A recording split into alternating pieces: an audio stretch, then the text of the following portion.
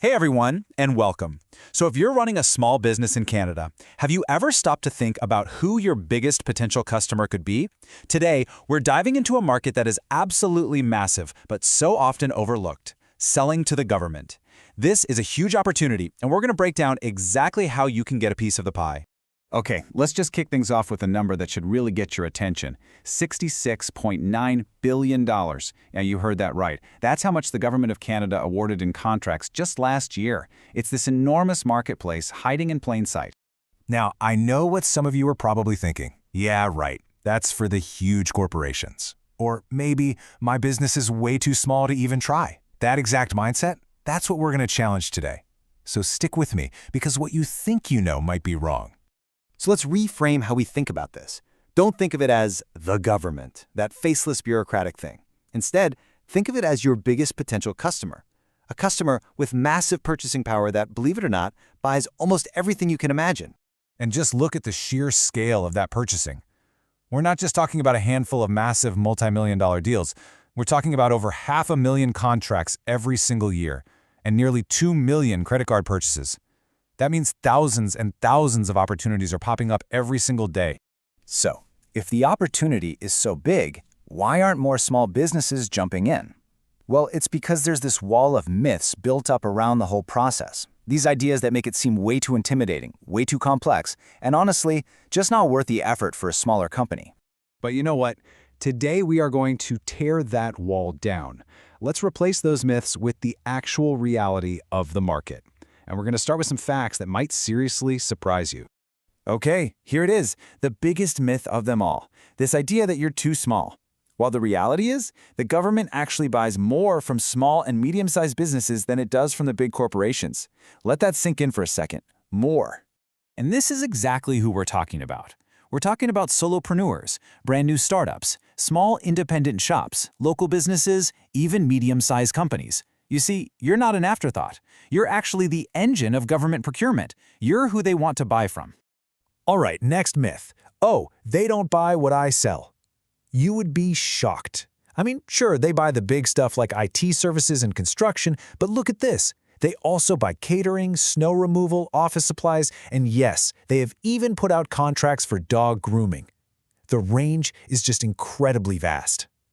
Now for the big one, the bureaucracy. That fear of drowning in paperwork is totally real, I get it.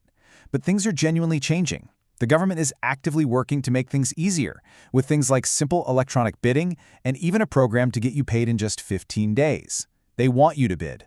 And finally, please don't think of the government as just one giant client. It's really a network of over 100 different departments and agencies all across the country. I mean, what the RCMP needs in a small town is totally different from what a policy team in Ottawa needs. Every single one is a potential new client for you. Okay, this chart is so important. Take a look at that bar on the left. The vast majority of contracts are for less than $25,000. And now look at the one on the right. Almost all the credit card purchases are for under $10,000. This right here, this is the sweet spot for small businesses. These are the smaller, totally manageable contracts that are your perfect entry point. Okay, so the myths are busted. The opportunity is crystal clear. But now the big question: how do you actually get started? Where do you even begin? Well, let's dive into a really practical 5-step game plan to get you ready. This is what we call the BX framework. And just like it says on the screen, it's designed to take all of that perceived complexity and turn it into real, business-ready clarity. It's about creating a clear, repeatable process for your business. So here are the 5 steps. First, clarify your business profile using the right government lingo so buyers can find you. Second, figure out the right bidding portal so you're not just boiling the ocean. Third, get your registration and setup done correctly. Fourth, and this one is so key, build yourself a go/no-go framework to decide which bids are actually worth your time. And finally, number 5, make the whole thing predictable and repeatable. Let's just zoom in on that 4th step, the go/no-go framework, because it is absolutely crucial. You see, success here isn't about bidding on everything you see. It's about strategically picking your battles. This is a tool that helps you decide when to go for it and, just as importantly, when to confidently say, nope, not for us, and protect your valuable time and resources. So as we wrap this up, I really want to leave you with one final, powerful idea. It's about a fundamental shift in your mindset. It's the real key to unlocking this whole market. Because look, when you're staring at a $66 billion market, the biggest mistake is to just start frantically chasing opportunities. But the real goal, your most strategic first move, it isn't just to start bidding. It's to prepare so that you can win. That means understanding the game, positioning your business the right way, and making smart, informed decisions before you ever submit a proposal.